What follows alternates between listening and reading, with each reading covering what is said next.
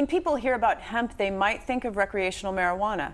Recreational marijuana is illegal in Minnesota, but growing hemp is allowed.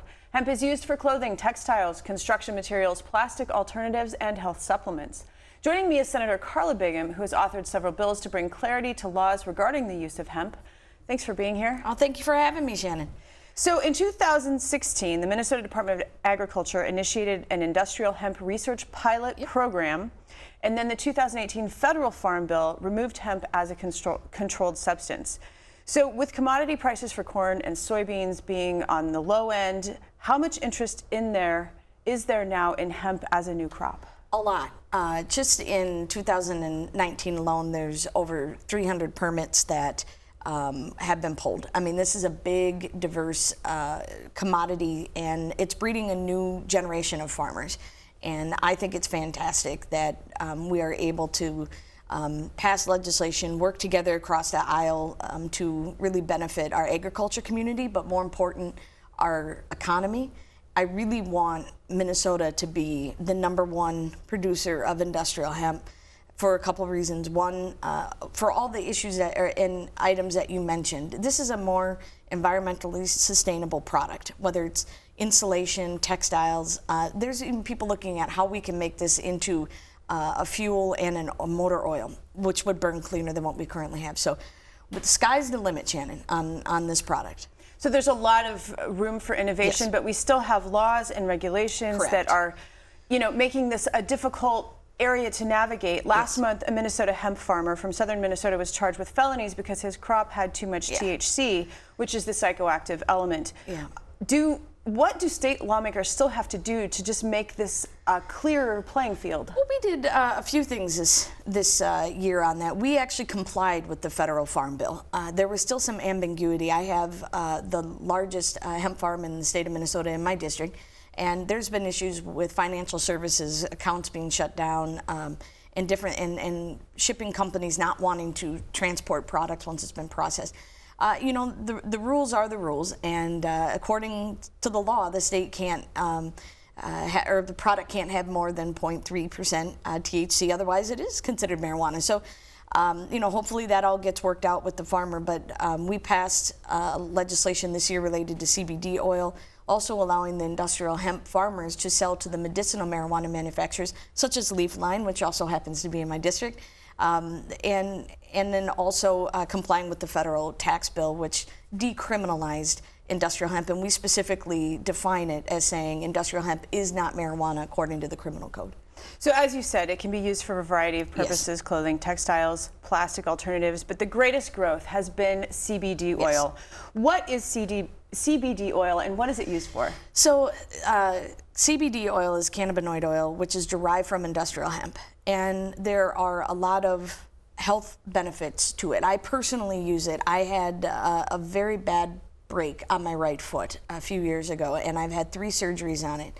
And it was painful, and I didn't think I would ever feel like pain-free or be able to have that mobility to run or to snowshoe. It was bad. And I started taking CBD oil derived from industrial hemp in February, and it has made all the difference. And I talk about it all the time because I think for people that have aches and pains. I also turned 40 in March, and rumor is that you get a little achy and pain. It does get worse, yes. And so this has helped, I think, just with that as well. I don't suffer from anxiety, but people that do, it's also been proven to benefit with that. And it just is a good product that I have had proven benefits with. I can testify to that. The FDA has to come out with some clarity. I think that's the biggest thing.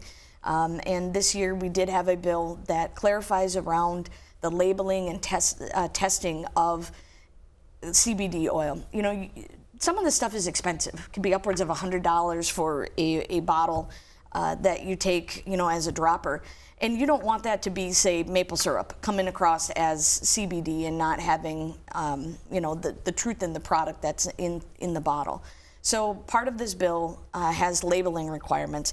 Then the next part is that they do have to have third-party testing so that there are, there's no pesticides or anything like that that could adversely affect the consumption of the product. So there was an article in the Star Tribune kind of about this issue in April. They called it the Wild Wild West. Yes. As you said, the FDA is not really taken a stand yet. There's Correct. a lot of people like yourself with testimonials about how great these products are, and yet there's really no scientific Correct. information or studies. So what do people need to know about these products? Well, I think it'll be helpful. I just read an article that says that the FDA is coming out, I think, in the fall, late summer, fall, with at least some parameters on it.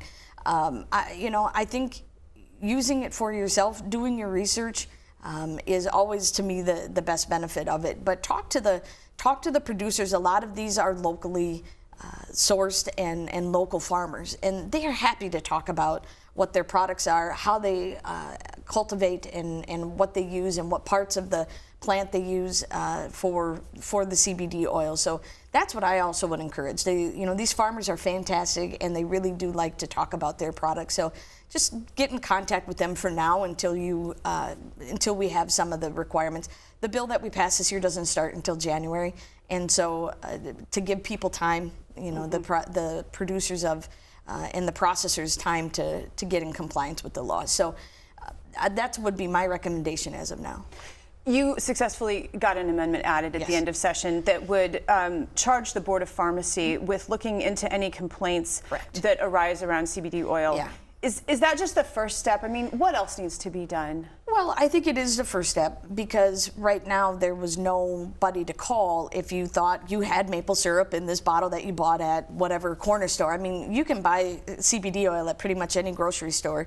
It also allowed the Board of Pharmacy to put parameters around itself to say, like, when you have places like Hy-Vee that have a pharmacy that's open next to food and clothing and all that, and Colburn's and those types of stores, it also gives them a little bit of parameters as well, so that's helpful. But I think when you look at how these products will evolve, it's important to continue to have these conversations, and have the conversations with the Department of Agriculture, with the Board of Pharmacy, and also, to be honest, any rulemaking that has to come down, working with the Attorney General to make sure that all of these are safe products for consumption for humans, but also for animals. This is also something that some vets use for dogs that have anxiety, especially.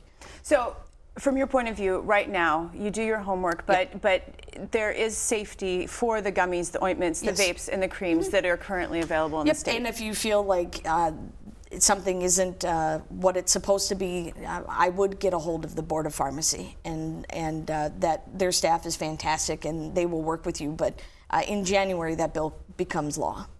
Senator Karla Bigham, thank you so much. I hope to hear more about this in the future. Thank you for having me.